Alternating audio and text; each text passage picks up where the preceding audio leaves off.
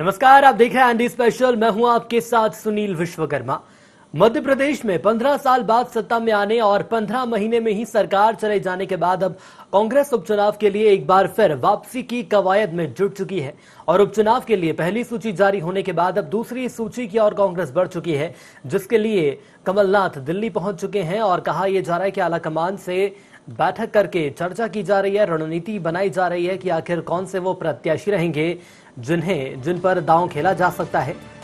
पहली सूची हम आपको बता दें कि जारी हो चुकी है और दूसरी सूची के लिए प्रत्याशियों के नामों पर मंथन जारी है और इस मंथन के लिए पूर्व मुख्यमंत्री कमलनाथ और पीसीसी चीफ कमलनाथ, जो कि इस वक्त दिल्ली में है, और आलाकमान से मुलाकात की जा रही है और कौन से वो खास चेहरे हैं जिन्हें दूसरी सूची में जगह मिल सकती है, जिस पर लगातार चर्चाओं का दौर जारी है। पहली सूची की यदि हम बात करें तो पहली सूची जारी हो चुकी है कांग्रेस के द्वारा और सूची जारी करने के मामले में बीजेपी से कांग्रेस यहां आगे नजर आ रही है। जमीनी स्तर की यदि हम बात करें तो हर वो होमवर्क किया जा रहा है, कौन से वो चेहरे हैं जिन पर दांव खेला जा सकता है, या ये कहा जा सकता है कि आखिर कौन से वो चेहरे हैं जो कि बीजेपी को कड़ी टक्कर दे सकते हैं। हालांकि सवाल ये भी सामने आ रहा है कि कौन से वो चेहरे होंगे जिन पर भरोसा जताया जा सकता है कि क्या वो जीतने के बाद दूसरे दल में नहीं जाएंगे, इसकी गारंटी आखिर कौन लेगा। और हमने ये भी देखा कि पहली सूची में मनमानी हम ये बोलें या ये कहा जा सकता है कि सबसे ज्यादा किसकी चली है तो वो कमलनाथ ही रहे, जिनके अनुसार पहली सूची बनाई गई है। और अब देखना होगा कि क्या वही रणनीति दूसरी सूची में भी हमें देखने को मिलेगी। तमाम जातिगत समीकरण हैं जिन पर लगातार काम किया जा रहा है, होमवर्क किया गया कांग्रेस के द्वारा। हालांकि दोबारा सत्ता में आने से पहले जनता का मन भी कांग्रेस को टटोलना होगा, जिसके लिए हमने हाल ही के दिनों में देखा कि पूर्व मुख्यमंत्री जो कि ग्वालियर के दौरे पर रहे,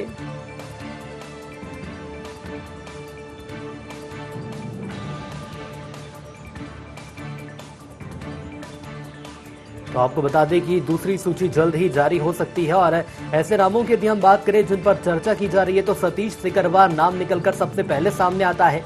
चौधरी राकेश सिंह के अलावा पारुल साहू का बड़ा नाम है, जो कि बीजेपी से हाल ही में कांग्रेस में आई है। और इसके अलावा मानवेंद्र गांधी माफ करिएगा, एक बड़ा नाम है जो कि फाइनल हो सकता है। तो मध्य प्रदेश में 28 सीटों पर उपचुनाव होने वाले हैं और कांग्रेस की पहली सूची सामने आ चुकी है। दूसरी सूची के लिए मंथन और चिंतन जारी है, जिसके लिए कमलनाथ इस वक्त दिल्ली में मौजूद हैं।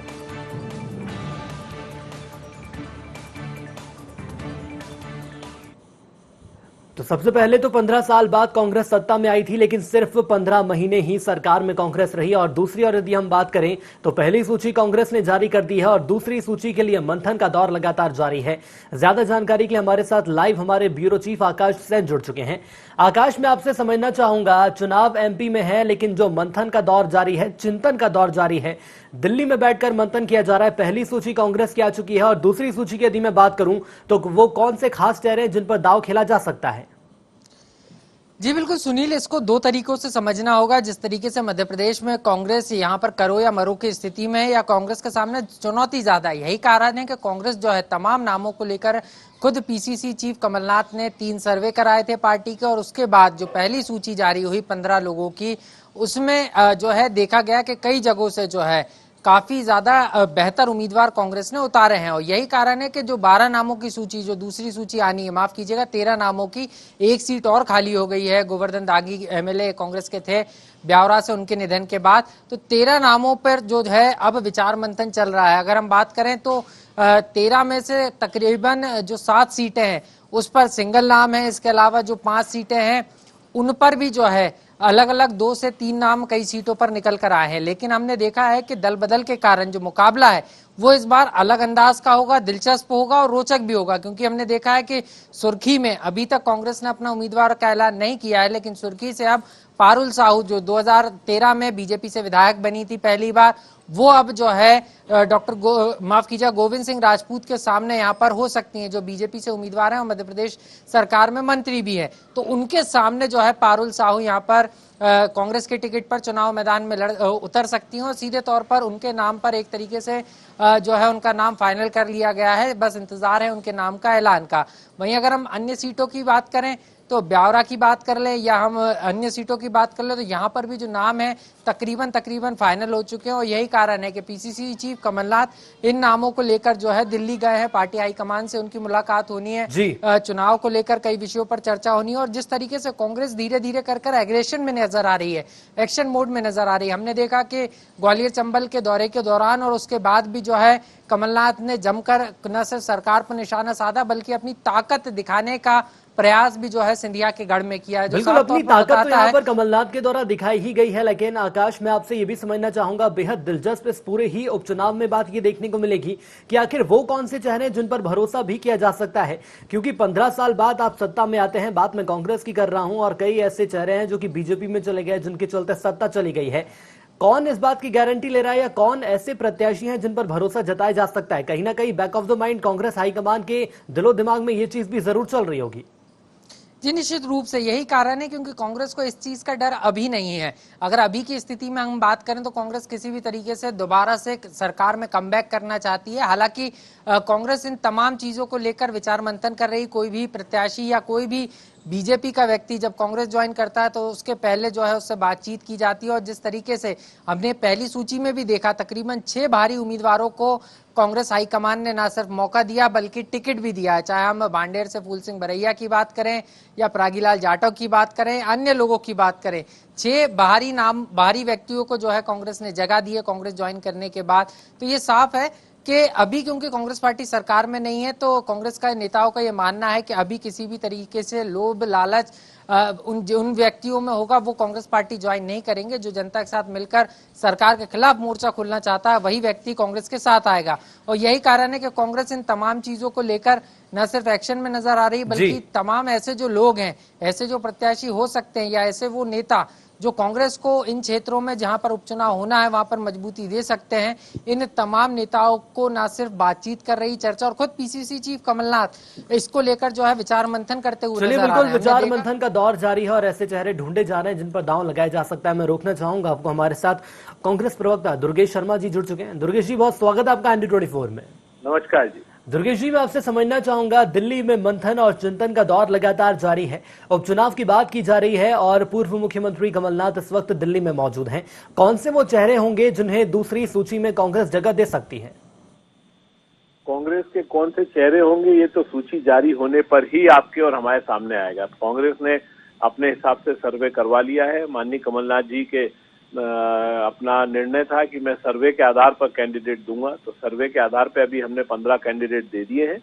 आने वाले समय में भी जो कैंडिडेट्स हैं वो निश्चित अच्छे जीतने वाले कैंडिडेट फिर से आपके सामने आ जाएंगे।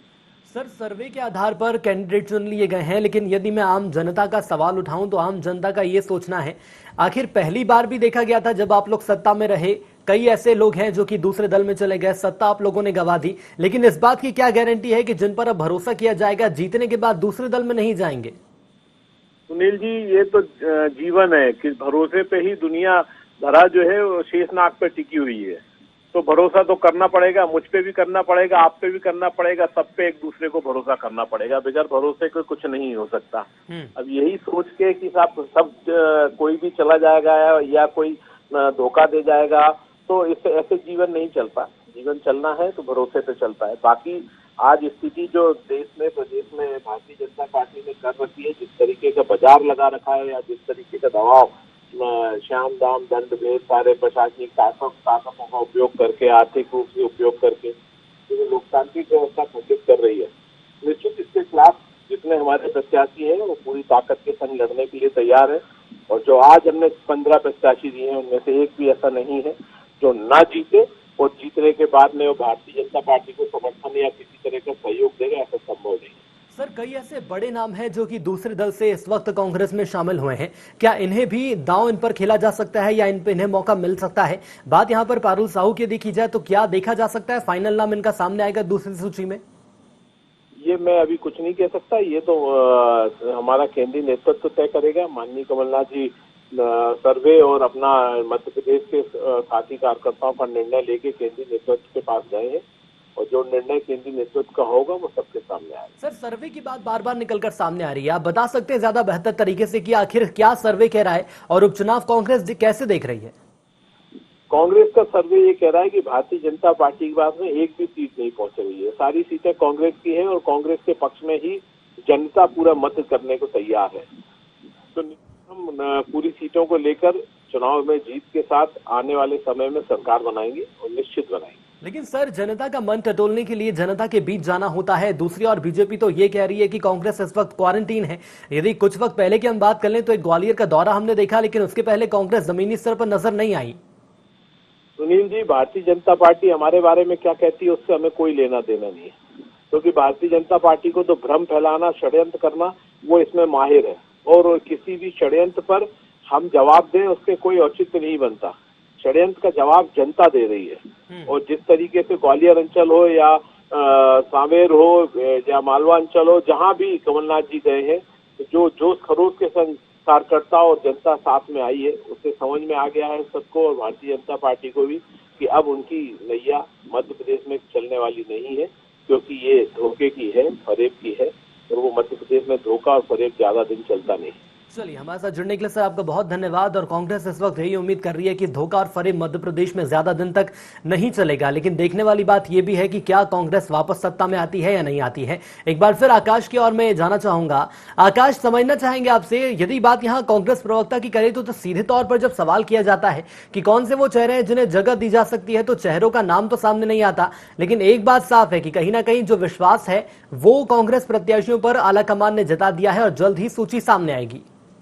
निश्चित रूप से यही कारण है कि सिर्फ प्रत्याशियों पर ही नहीं, अगर हम बात करें तो कांग्रेस इस बार एक तरीके से हम बात करें तो दल बदल के बाद कांग्रेस को उम्मीद है कि कांग्रेस के साथ और पीसीसी चीफ कमलनाथ के साथ जनता का जनादेश आएगा।